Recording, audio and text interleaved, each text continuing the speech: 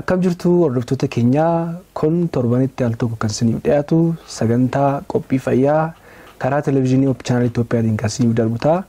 Akkuma beekamu sagantaa kana irratti torbaniin waa'ee dhimma fayyaa irratti ogeessota fayyaa baay'inaan waamnee kan mareennu ta'a. Arras keessummaa tokko isiniif qabadhee dhiyaadhee jira. Keessummaan isiniif qabadhee dhiyaadhees waa'ee dhiibbaa dhiigaa irratti hubannoo hawaasa keenyaatiif kennuudhaaf kan biratti argamu ta'a. Keessummaan keenya irraas Dr. Qajeelaa jedhama. Dursa keessummaan keenya baga nagaan dhufte isin jechuun barbaada. Baga nagaan na'edha. Egaan Dr. Qajeelaa baga ammas irra deebi'ee baga nagaan dhuftan isin jechuun barbaada. Dhimmi irratti mareennu waa'ee dhiibbaa dhiigaati. Akkuma beekamu dhiibbaan dhiigaa yeroo ammaa babal'achaa jira. Kanaaf nutis immoo hawaasni keenya dhagee hordoftoonni keenya akka isaan hubannoo gahaa qabaataniif kan irratti mareennu ta'a. Dursa gaaffii isin gaafachuu barbaadu dhiibbaa dhiigaa yeroo jennu maal jechuudha? Fakkeenyaaf hawaasa baay'ee biratti maqaa garaagaraatiin beekama. Namoonni baay'een dambizaat jedhanii yeroo isaan waaman jira afaan Amaariffaatiin yookiin baay'ina dhiigaa jedhanii yeroo isaan waaman jira. Kana isin akka ogeessa fayyaa tokkotti akkamitti ilaaltu jechuudha? Hayya galatoonni jalqaba dogongora sirreessuudhaaf jecha dambizaatii osoo hin taane damgiffiitii isa jedhamu dhiibbaa dhiigaa ol ka'aadha kan jedhamuu qabu. Kanaafuu dhiibbaan dhiigaa ol ka'aadha kan jedhamu immoo sadarkaa dhiibbaa kan biraa rakkina kan biraatiin nama saaxiluu irra gaafa ga'udha. Inni kunillee immoo lakkoofsa irra keessaatii fi jalaa qabaa gaafa safaramu yeroo baay'ee harkarraa safarama. Lakkoofsi irra keessaa sun kan agarsiisu dhiibbaa dhiigaa arterii keessa jiru yookiin ujummoo dhiiga raabsituu keessa jiru kan yeroo onneen kottooffattu jiru kan agarsiisudha jecha. Inni jalaa immoo kan yeroo onneen laaftu yookiin riilaaksii gootee dhiiga ofitti fudhattu yeroo sana kan agarsiisu jechuudha. Inni kun ammoo dhiibbaa dhiigaati kan jedhamu yookiin dhiibbaa dhiigaa ol ka'aadha kan jedhamu yeroo garagaraatti lakkoofsa garagaraattu dhiibbaa dhiigaa ol ka'aadha jedhamee qorannoo garagaraatiin dhiyaata. Sababiin garaagarummaa uumuuf immoo yeroo garagaraatti qorannoon gaafa gaggeeffamu sadarkaa kamii ol gaafa ta'u rakkina fayyaa kan biraatiin nama saaxila kan jedhu duraanii amma 140 jala 90 ol gaafa ta'u dhiibbaa dhiigaa ol ka'aadha jedhamee fudhatama ture. Booda kana immoo qorannoon garagaraa achii gadittiyyu dhiibbaa akka geessu 130 ol iyyuu gaafa ta'u dhiibbaa dhiigaa sadarkaa tokkoffaa jedhamee akka ramadamu booda kana bira gaameera jechuudha. Kanaafuu inni sirriin immoo inni noormaalii jedhamu 120 jala 80tii gadi isaa ol miti. Yeroo baay'ee namni 125 120 keessa yoo ta'u noormaalii itti fakkaata. 80 keessa yoo ta'u inni gajjallaallee. Inni kuniyyuu ol ka'aadha. Kanaafuu dhiibbaan dhiigaa inni noormaaliin 120 80 gadidha jechuudha. Esh baay'ee galatoomaa Dooktar. Asirratti wanti sun nuuf kaaftanii dhiibbaan dhiigaa baay'ina dhiigaa osoo hin taane akkuma jalqaba kaafne namooti baay'een akka baay'ina dhiigaatti fudhatu. Dhangala'aa waan ta'eef dhiigni ujummoo keessa deemuudhaaf dhiibbaa barbaachisa. Kanaaf dhiigni kun ujummoo kun keessa deemu yoo baay'ate irraa hangee kan dhufu jedhu nu kaastee kanaaf baay'ee galatoomi. Haa ta'u gara gaaffii koo lammaffaatti hin ce'a. Dhiibbaan dhiigaa addunyaa kanarratti namoota hangam qabeera jedhamee tilmaamama. Yookaan dhibeen kun akkuma addunyaattuu dhiibbaa hammamii geessisaa jira. Kan biraa immoo namoonni dhibee kanaan qabaman hagamtu qoricha dhiibbaa dhibee kanaaf barbaachisu fudhachuu jira kan jedhu utuu nu ibsanii. Hayyee galatoomi. Egaa akka addunyaatti nama biiliyoona tokko ol biiliyoonni kun egaa qarshiidhaan miti baay'ina namaati yaadiga. Nama biiliyoona 780tu jira jedhamee tilmaamama addunyaa keessa 8 haa jennume. Isaan keessaa biiliyoona tokko ol kan ta'u dhiibbaa dhiigaa qaba jedhamee beekama. Isa keessaa immoo wanti nama gaddisiisu harki sadaffaan yookiin nama 3 keessa namni tokko qoricha fudhachaa jiru yookiin ammoo akkuma dhiibbaa dhiigaa ol ka'aa ta'e qabuyyuu hin beekamu. Yeroo baay'ee kan addunyaa qofa miti biyya keenya keessattiyyuu hamma yaadamu ol amma biyya guddataa jira gaafa jedhamee yaadamu dhibeen daddarboon ta'in kunniin baay'ee hin fakkaatu. Baay'ee miti jedhamee fudhatama ture garuu booda kana keessa baay'ee ol ka'aa jira. Kanaaf qorannoon garagaraa magaalaa Finfinnee keessatti kan hojjetame kan agarsiisu harki 34 dhiibbaa dhiigaa akka qaban agarsiisa. Hospitaala tokko keessatti nama ol aansisuu dhufan irratti kan hojjetamedha qorannichi. Harki 34 dhibba keessaa 34 namoota 100 keessaa namoonni 34 rakkina kana akka dhiibbaa dhiigaa ol ka'aa qaban. Akkasumas immoo isaan keessaa harki 3 nama 3 keessaa namni tokko akka qabuyyuu akka ol ka'aa ta'eyyuu beeku dhiibbaan dhiigaasaa.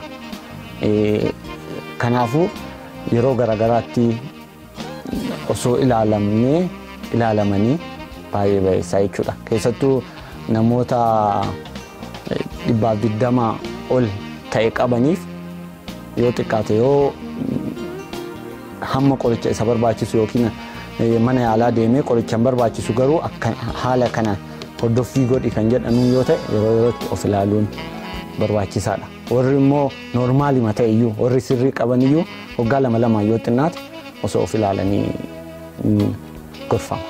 Baay'ee galatoomii. Egaa dhaggeeffattoota keenya akkuma Dr. Qajeelaan nuuf kaasuudhaaf yaalanitti dhibeen kun addunyaa irratti babal'achuutti argama.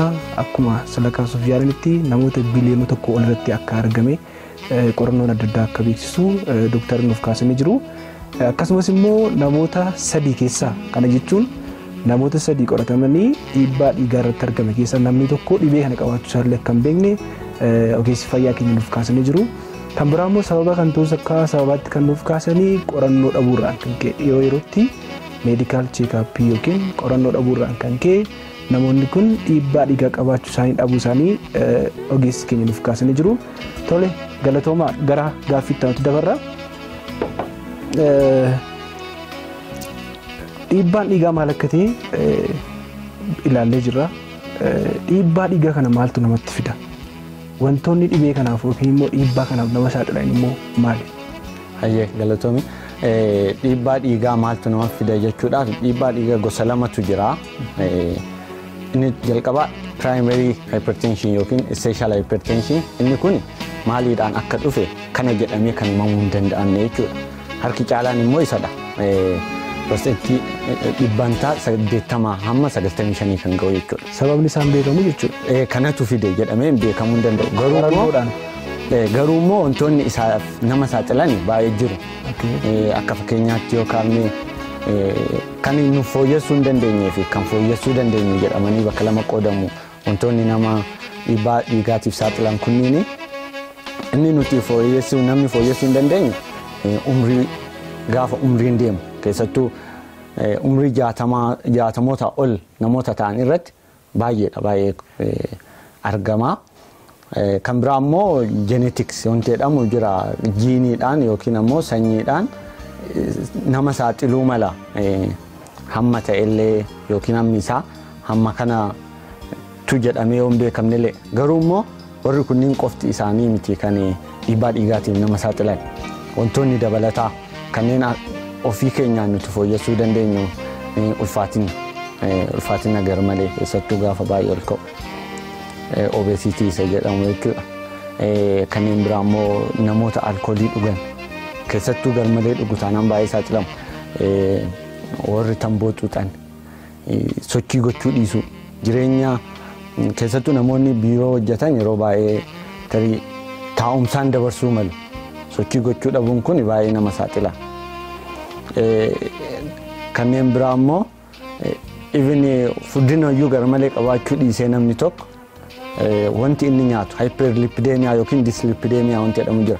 Hammi lipidii yookiin faatii coomni jechuudha. Coomni dhiiga keenya keessaa gaafa ol ka'u ofii isaatitti iyyuu osoo furdina iyyuu hin fidin dhiibbaa dhiigaatii fi nama saaxiluu danda'a jechuudha. Kanaafuu warroota kanneen baruun gaariidha. Kanaaf isaan fooyyessuudhaaf fayyada waan ta'eef.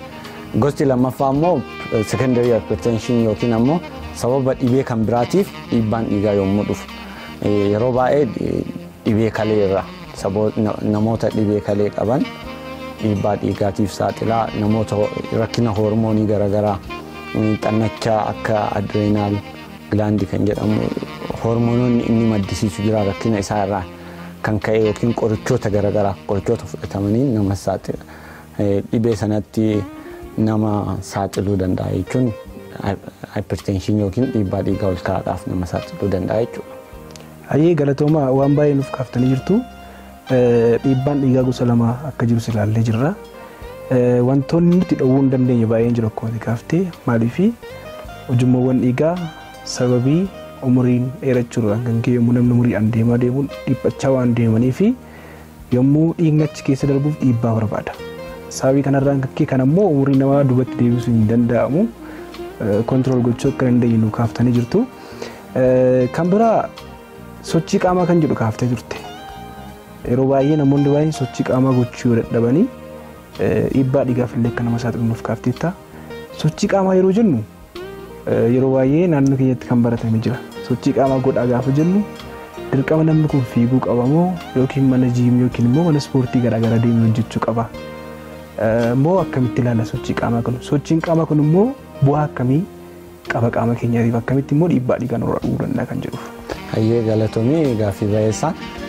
Dhimmi sochii qaamaa kun bakka itti laatamu qabu. Sababiin isaa bara kana namni taa'ee yeroo dheeraa dabarsuu baay'achaa deemaa jira. Haala jireenyaa irraa kan ka'e wanti baay'een biiroo keessa taa'anii kompiiteraadhaan wanta hojjetamu ta'uu mala. Sochiin qaamaa immoo dirqama mana yoo danda'ee namni sun hin dhaqa ta'e mana jiimii mana ispoortii dhaqeellee hojjeta yoo ta'e bareedaadha. Yoo hin taanes immoo moorama keessa jiraatu keessatti olii gad yookiin ammoo daandii irra keessattuu namoota guguddaadhaaf dirqama fiiguun dirqama miti. Yoo daddafaan akkuma deemanittu daddafaan hamma dafqanitti ariitiidhaan deemuu jechuudha. Daddafanii yoo deeman itti jedhanii yookiin daddaffiidhaan yoo deeman inni kun iyyuu fayyada. Kan biraa funyoo utaaluu ta'uu danda'a mana keessatti wanta hojjetamu. Kanaafuu daandii irra namni kamiyyuu deema. Saffisuma dabalanii hamma qaamni keenya riilaaksii godhee onneen keenya gaafa sochii godhannu hamma sanaan sochii sanarraan kan ka'e isaafillee sochii bareeda olii gadi maal jedhama dhaannaan onnee keenya hin jijjiirama waan ta'eef sochii of danda'e jechuudha. Karaa biraa immoo ulfaatinni hir'isa. Ulfaatinni akkuma sila kaafne ulfaatinni baay'ee isaafi nama saaxila dhibee dhiibbaa dhiigaa kanaaf. Gaafa sochii goonu immoo qoomni keenya hin bullaa'aa gara anniisaatti jijjiiramaa jechuudha. Itti fayyadamna taanaan immoo hin kuufamu taanaan sababii kanaaf nama saaxilu jechuudha. Dhiibbaa dhiigaa kanaaf. Keessattuu immoo kan torbaanitti sa'aatii 150 yookiin ammoo guyyaa daqiiqaa 30 yoo sochii godhan hin gorfama yoo xiqqaate. Kana jechuun torbanitti sa'a daqiiqaa 150 yeroo jennutti yoo xiqqaate torban keessaa guyyaa 5 guyyaatti daqiiqaa 30 jechuudha. Egaa inni dhaggeeffattoota keenya akkuma ogeessi fayyaa keenya Dr. Qajeelaan nuuf kaasuudhaaf yaallitti yeroo baay'ee namoonni sochii qaamaa gochaa jiranii sochii qaamaa yeroo jennu deemuun ariitiidhaan deemuu mataan isaallee akka sochii qaamaatti akka ilaalamu manuma keessatti illee sochii qaamaa gochuu akka dandeenyu Dr. nuuf kaasanii jiru. Nullee kana raawwachuu gochuu akka qabnu isin beeksisuun barbaada. Gara itti aanutti ceenaa kutaa itti aanutti ceenaa. Dhiibbaan dhiigaa kun mallattoo akkamii agarsiisa?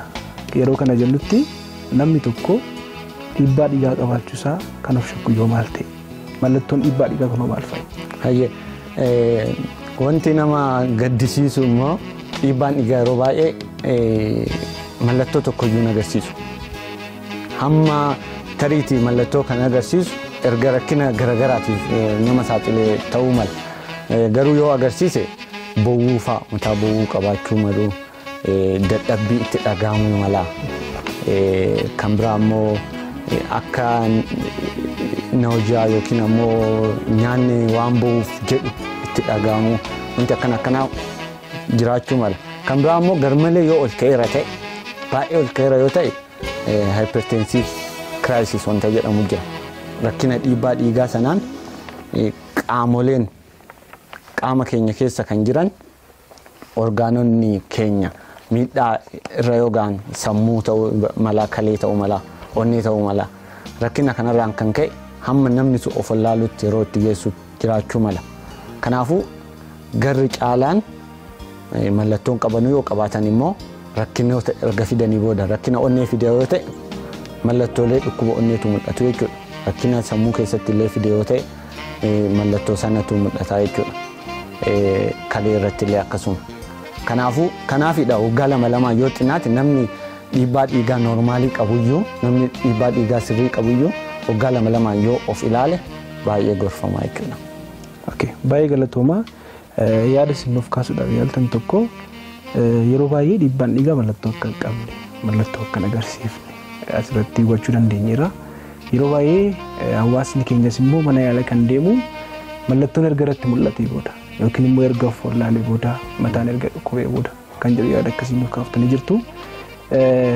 Asirratti sababii mallattoon agarsiifneef hawaasni keenya maal gochuu qaba jettanii yaaddu? Isa kanadha inni murteessaan.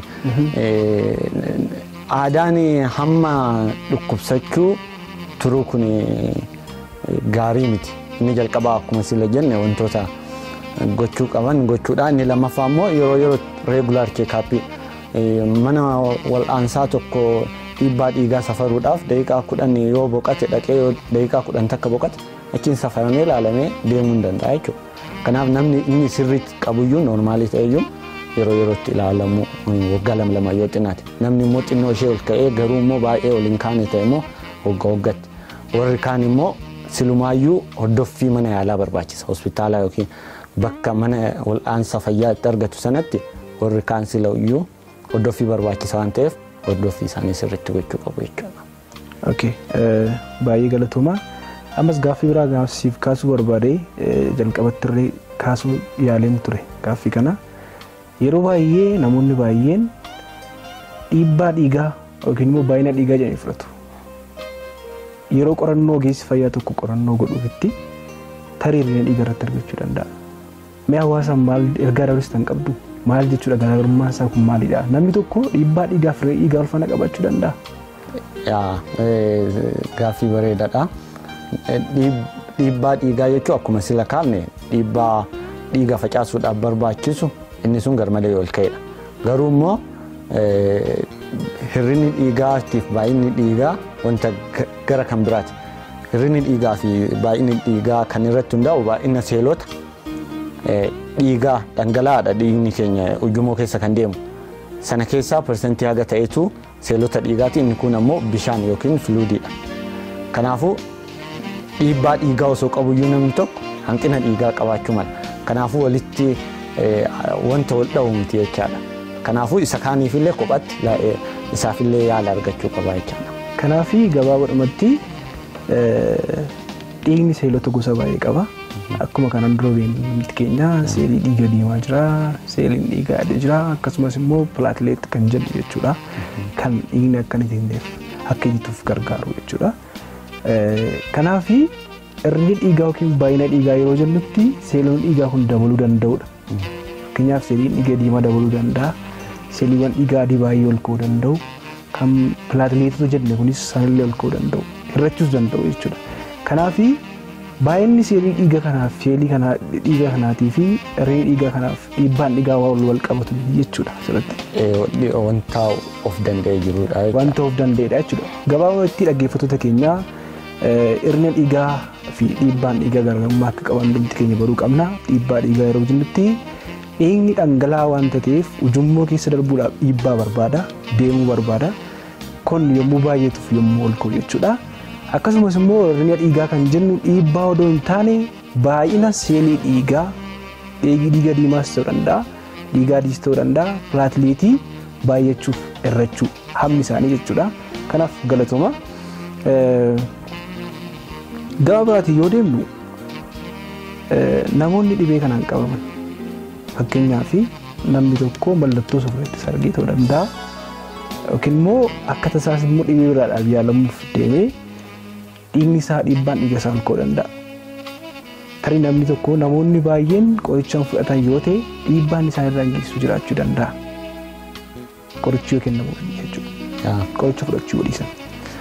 Yaala isaa yoo argachuu baate dhiibbaan isarra geessu dhiibbaan ol ka'iinsa dhiibbaa dhiigaatiin dhufuu danda'u qaama keenya garaagaraa irratti dhiibbaa geessisuu danda'a. Namoonni baay'een harki caalan namoonni dhiibbaa dhiigaa ol ka'aa qaban jecha sababii rakkina onneetiin kan lubbuun isaanii darbu yeroo baay'ee. Kanaafuu kufaatii yookiin dadhabbii onnee fiduu danda'a. Yookiin ammoo ujumoon onnee keessaa coronary arterial disease wanta jedhamu jira. Ujumoon dhiigni keenya akkuma dhiiga onneen keenya akkuma dhiiga raabsitu ofiilee dhiiga barbaaddi. Dhiiga kan isheen argattu immoo karaa coronary artery jedhamu kanaan jechuudha. Kanaafuu inni sun gaafa dhiphatu gaafa dhiibbaan itti baay'atu jijjiiramoota geessisu itti dhufu qaba ujumoon dhiigaa sun jecha. Kanaafuu gaafa dhiiga ofii isheetiif barbaachisu dhabdu yeroo gabaabaa keessatti sa'aatii tokko keessa namni nagaa ture du'uu danda'a. Sadankaa deezon ta'e dhabu jira jecha sababii dhiibbaa dhiigaati itti dhufu mala jecha. Kan biraa immoo stroke kan jedhamu jira. Inni kun yeroo baay'ee namoonni gama tokko qaamni isaanii gamni tokko laasha'ee yookiin laamsha'ee hospitaala ciisanirraa namoonni baay'een dhaga'uu malu. Inni lammaffaan immoo yeroo baay'ee isa kanatu itti dhufa. Inni kun akkuma kan onnee sanaa ujumoon dhiigaa gara sammuu deemu sammuu keessatti dhiiga raabsu cufamuudhaan dhufuu mala yookaan immoo ujumoon dhiigaa sun tarsa'uu isaa irraan kan ka'e dhangala'uu dhiigaa sammuu keessatti dhufuu mala jecha. Kunillee baay'ee bardanii guddaa addunyaa irratti namoota gara miliyoona 5 olitti waggaatti du'aa jedha qorannoo akka agarsiisu. Miliyoona 15 kan ta'u immoo dhibee osoo hin du'in garuu dhibee kanaan miidhamanii jiraatu jedha. Kanaafuu onni irraan aansee qaamni dhiibbaan dhiigaa ol ka'aa miidhu sammuudha jechaadha. Inni kun karaa lamaaniyyuu dhangala'uu dhiigaas ta'uu mala ujumoon dhiigaa cufamuudhaan. Sammuu keenya keessatti sammuu keenya keessatti. Maaliif ujumoon dhiigaa sammuu keenya keessa jiran miidhuudhaan kan ka'e dhiibbaarraan geessisuu danda'a. Kun immoo strookii jennu wajjin wal qabataman turu. Strookiidha. Inni kun strookii isa jedhama. Ingiliffaan strook jedhama. Yaa'u afaan Oromootiin strookii majennee yoo fayyadamne yookiin qaama laashessu gara tokko qofa ta'uu dhiisu mala mallattoolee garaagaraa qaba ofii isaatiiyyuu. Kanaafuu sababa kanneen fiduu danda'a. Kan biraa immoo kalee miidhuu danda'a. Kaleen ofii isheetiillee dhiibbaa dhiigaa fiduu dandeessi dhibee biraatiin erga hubamtee booda. Karaa biraa immoo sababii dhiibbaa dhiigaa ol ka'aa ta'eef dhiibbaan kalee irratti uumama. Kanaafuu dadhabbii kalee hin dhaga'ama yeroo baay'ee diyaaliisisii irra jira. Hamma diyaaliisisii barbaachisu yookiin calallii kaleen geggeessuu maltu hamma meeshaadhaan geggeessuun dirqama ta'utti geessisuu mala jechaadha sababii dhiibbaa dhiigaa kanaan. Kan biraa immoo ija irratti illee rakkina uumuu mala hamma ija jaamsuutti geessisuu mala jechaadha. Kanaafuu namni tokko yaalamuun kan isa barbaachisuuf rakkinoonni kunneen akka ittiin dhufneedhaaf. Dhaggeeffattoota keenya akkuma Dr. Qajeelan nuuf kaasuudhaaf yaalanitti dhiibbaan dhiigaa qaama keenya irratti miidhaa garaagaraa geessisuu akka danda'u sammuu keenya irratti, onnee keenya irratti, kalee keenya irratti akkasumas immoo ija keenya irratti miidhaa guddaa geessisuu danda'u nu hubachiisanii jiru. Qaamman kuni onneen keenyas qaama keenyaaf gahee guddaa qabatti. Kaleen keenyas akkasumas iji keenya jechuudha. Sababii kanaatiif qoratamuu yaalamuu fi ilaalamuu akka qabnu Dr. nuuf kaasanii jiru. Kanaaf galatooma isin jenna. Yeroo baay'ee Dr. waan tokko jira. Namoonni dhiibbaa dhiigaa qaban qoricha fudhachuu ni sodaatu. Maalirraa kan ka'e bara jireenya guutummaa qoricha fudhadhu jedhanii yeroo isaatti dhiisan jiraachuu danda'a. Namoota akkasiif gorsa yookiin dhaamsa dhaamtu qabu jira. Gaaffii bareedaadha. Qoricha fudhachuun hin barbaadu nama jedhuufi qoricha fudhachuun rakkinoonni kunniin akka dhufan erga hubate namni tokko ofii isaatiif jedhee akka fudhachuu qabu itti dhagama jedhee yaada.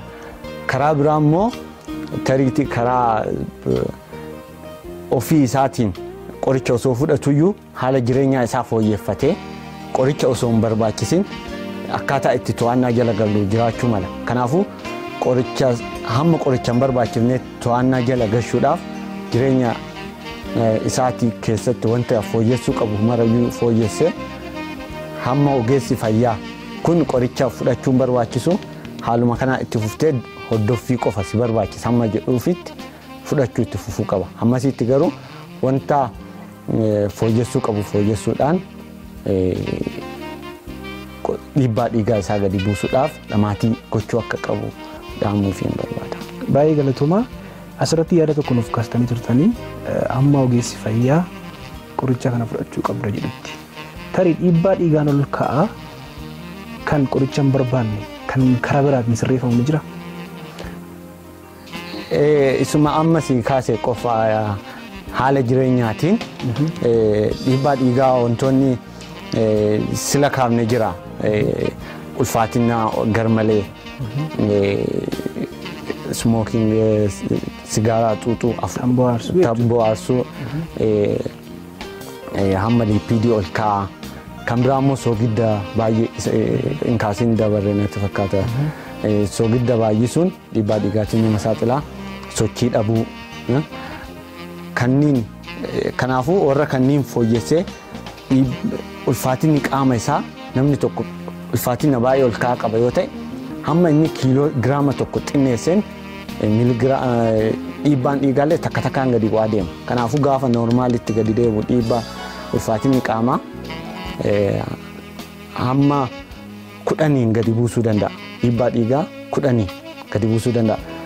Kanaafuu soogidda isaa to'achuudhaan nyaata isaa sirreessuudhaan biqiloota soorachuudhaan warra kanniiniin gadi buusuu danda'a. Even persentii gara caalu kanaan gadi buusuu danda'a. Qoricha iyyuu fudhachaa warra kanniin fooyyessu yoo ta'u qoricha hedduu wal duukaa fudhachuun dirqama yeroo itti ta'u jiraachuu malaa jecha. Kanaafuu jireenya isaanii life style modification wanta jedhamu kana fooyyessuudhaan dhiibbaan dhiigaa to'atamuu mala. Kanaafuu dhiibbaan dhiigaa isa qofaan ni to'atame yoo ta'e qorichaan fudhatiin hafuu mala jecha. Kanaafuu hordoffii qofa itti fufuu danda'a jecha qoricha osoo fudhatiin.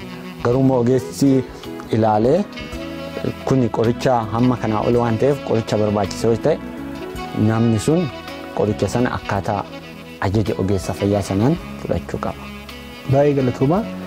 Asirratti yaada gaarii nuuf kaaftanii amma ogeessi fayyaa fudhadhu jedhutti yookiin dhaabi jedhutti qoricha kana addaan kutuu akka hin qabne nu kaaftee jirta. Tarii ogeessi fayyaa yeroo tokko tokko qorichi kennuu ajajuu fi dhiisuu danda'a. Dhiibbaan dhiigaa ol ka'aa xiqqaan akkuma ammayya kaasuudhaaf yaalte karaa nyaataatiin karaa sochii qaamaatiin sirraa'uu isaa cheeggochuudhaaf yeroo muraasni namaaf kennamuu danda'aadha. Isa kana gidduutti yoo sirraa'e haala kana itti fufuu yoo sirraa'u dhaabaate immoo qorichi jalqabuun akka danda'amu asirratti nuuf kaastee turte baay'ee galatoomi. Moo baay'inaan asomneerra waa'ee kanarratti dhiibbaan dhiigaa akkamii yaalamu kan jedhamutti. Karaa tokko kaafnee jira. Kanaafuu bakka lamatti qoonnee ilaaluu danda'a. Karaa fayyaa yookiin karaa uumamaa yookiin karaa qorichoota namtolcheetiin yaalamuu danda'a. Karaa uumamaa isa jennu natural treatment yookiin therapy inni jedhamu isa amma kaafne kanniin ulfaatina hir'isuu normaalitti amma yoo danda'ame hamma normaalii ta'utti gadi buusuu jechuudha. Inni kan biraa daashon jedhamu dietary approach to stop hypertension jedhamu jira. Karaa nyaataa dhiibbaa dhiigaa ol ka'aa dhaabsisuu jedhama. Inni kun biqiloota kuduraa fi muduraa garaagaraa nyaata biqiloota irraa hojjetaman soorachuu yoo danda'ame gara caalaa isaa biqiloota soorachuudhaan. Baay'inaan nyaata biqiloota vegetables kan jennu kan isaa soorachuu. Fruits and vegetables, legumes kan kana fakkaatan baay'ee jiru. Kanaafuu warroota firaafiree isa maalfaan jedhamu kuduraa fuduraa isaanirraan dabalatee immoo warroonni akka baaqelaa ataraa maal jedhaman kunniin jiru. Warri kanneen illee baay'isuu jechuudha. Kan biraa immoo waa'ee soogiddaa kaafnee turre.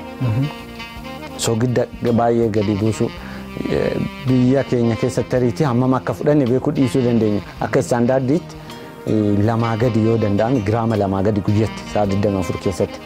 Garuu yeroo baay'ee oomishoota baatinaadhaan qophaa'an keessatti hammam hin dabalama waan ta'eef ofii keenyaatti dabaluu dhiisuu jechuudha. Namni hypertension yookiin dhiibbaa dhiigaa ol ka'aa qabu soogidda xinneessuun kan biraati jechuudha. Sochii qaamaa gochuu akkuma sileen daqiiqaa 150 torbaanitti yoo danda'an yoo xiqqaate guyyaa 5 daqiiqaa 30 yoo achi gatte immoo daqiiqaa isaa ol guddisu guyyaa 3 hojjeta yoo ta'e daqiiqaa 50 hamma sana ol gochuu jechuudha.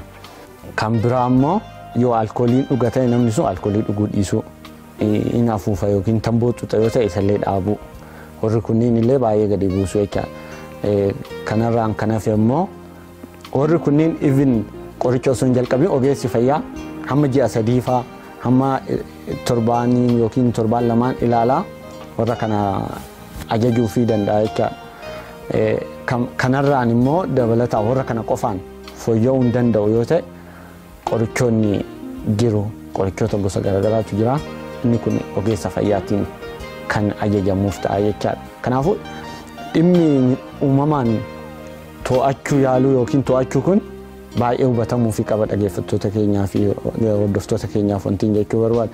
Parsentii hamma 70%tti to'achuu dandeenya.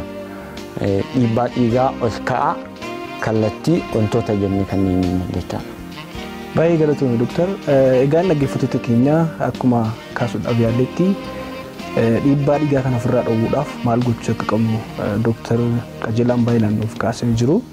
Kan biraa immoo namoonni tarii dhibee kana qabdan qoricha qofa fudhachuu qofa odoo hin taane sochii qaamaa gochuu akka qabnu akkasumas immoo haala nyaata keenyaallee sirreeffachuu akka qabnu namoonni baay'inaan immoo tamboo aarsaa yoo jiraate tamboo sana dhiisuu akka qaban akkasumas namoonni baay'inaan alkoolii dhugan yoo jiraate alkoolii sanallee dhuguu akka hin qabne Dooktar qajeelaan nuuf kaasuudhaaf yaalaniiru. Sababa kanaaf yeroodhaa yerootti sochii qaamaa gochuun nyaata keenya sirreeffachuu akka qabnu haala jireenya keenya guyyaa guyyaa keessatti dhiibbaa irratti akka nu hubachiisanii jiru. Baay'ee galatoomaa isin jenna.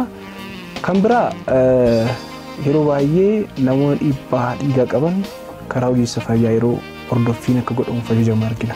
Hordoffii gochuun kun maaliif gargaara? Hordoffii akkamii godhamuuf qaba? Baay'ee galatoomi. Yaada gaariidha. Sababiin isaa namoonni gidduutti dhiisanii badan fayyira waan ta'eef. Hordoffiin kan barbaachisee fi yeroo yerootti qoricha fudhachuu itti fufuu qaba yoo ta'e yeroo yerootti qoricha kennamuufii qaba. Qoricha adda cituu hin qabu waan ta'eef yoon hamma akka sila jenne dhaabbachuu qaba jedhamee murteeffamuutti. Kan biraa immoo jijjiiramoota maaltu dhufaa jira. Rakkoo dhibee onnee irra yookiin sammuu irra yookiin ujumoolee dhiigaa miillaaf harkaa yookiin ammoo kan ijaa irratti rakkina maal fidaa jira. Wanti akkasii immoo yoo jiraate daddafanii dhaabsisuudhaaf tarkaanfii fudhachuuf barbaachisa waan ta'eef. Kan biraa immoo yeroo yerootti namni yeroo hunda ilaalcha fakkaataan qabu waa dagachuun jira. Kanaafuu yeroo yerootti gorsa ammallee gorsa akka laatamuufiif hordoffiin barbaachisa. Keessattuu manguddoota keessatti tarii irraanfachuuf amaluu wanta jedhame. Kanaafuu yeroo yerootti gorsa argachuun isaanii akka wanta jedhame sanatti qabamanii seeraan fayyaa isaanii eeggachuu danda'an gochuudhaaf fayyada waan ta'eef hordoffiin baay'ee barbaachisaadha. Tole, baay'ee galatoomaa. Egaa hordoftoota keenya akkuma ogeessi fayyaa keenya Dooktar Qajeelaan nuuf kaasuudhaaf yaalanitti namoonni baay'een qoricha fudhatanii qorichuma sana dhaqanii faarmaasii yeroo isaan bitan argina. Hordoffiidhaaf mana yaalaa yeroo isaan itti deemne argina. Kun immoo ta'uu akka hin qabne gabaabumatti Dooktar Qajeelaan nuuf kaasuudhaaf yaalaniiru. Sababni isaas tokkoffaa namni sun fayyaa ta'uu isaa lama qorannoon garaagaraa godhamus jiraachuu danda'a. Dawaanis jijjiiramuu danda'a waan ta'eef kanaaf hordoffii gahaa gochuun akka barbaachisu Dooktar Qajeelaan nuuf kaasuudhaaf yaalaniitu. Gara xumuraatti fidaa jirra. Dhiibbaa dhiigaa kanarraa fayyuu ni danda'ama jettanii yaaddu? Wanti dhibee ol ka'aa dhiibbaa dhiigaa ol ka'aa kanaa wanti murteessaan to'achuudha, kontirool gochuudha. Kanaafuu qorichaanis ta'ee karaa uumamaatiin to'atamee itti fufataanaan namni kamiyyuu sababii dhiibbaa dhiigaa ol ka'aadhaan itti dhufu miidhaa itti dhufuu malu irraa of baraaruu waan danda'uuf to'achuudha jechuudha. Inni to'atama taanaan akka to'atame sanatti hordoffii qofa gochuudha jechuudha. Haala ittiin to'atame sana. Okay, baay'ee galatoomaa. Sagantaa keenya irratti haala fayyaa irratti keessumattuu dhimma dhiibbaa dhiigaa irratti hubannoo gahaa waan hawaasa keenyaaf laattaniif maqaa hordoftoota keenyaatiif maqaa Hope Channel Itoophiyaatiif isin galateeffachuun barbaada. Egaa dhaggeeffattoota keenya tuttiin guyyaa irraa dhimma fayyaa irratti Dooktar Qajeelaa waliin taasifne waa'ee dhiibbaa dhiigaa irratti kana fakkaata ture. nutis fayyaa keenya eeggannee fayyaan keenya faaya keenya sabiteef faaya keenya immoo eeggannee umurii keenya dheeressuu akka dandeenyu jecha jedhu isin dabarsuu barbaada. Sagantaa kana isin mariisuun kan isin waliin ture an Nafyad geetudha. Horaa bulaa.